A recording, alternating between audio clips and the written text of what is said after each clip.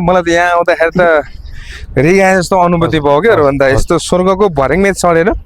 टापुमै पुगे जस्तो मलाई महसुस चाहिँ भयो लगभग स्वर्गै हिँडेको जस्तो होइन एउटा फिल भयो हजुर आनन्द चाहिँ रहेछ हेर भन्दा ठिक रहेछ आज हामीलाई हजुर शुभ मुहूर्त भनौँ न पानी पर्न लागेको छ होइन शुभ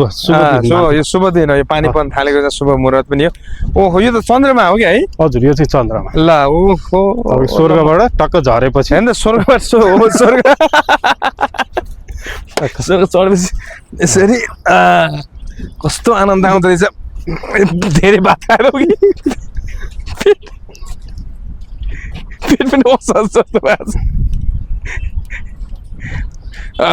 निदाइन्छ के जस्तो लाग्यो यो पनि एउटा फोटोकै लागि गरेको हामीले क्रिएट गरेको यति आनन्द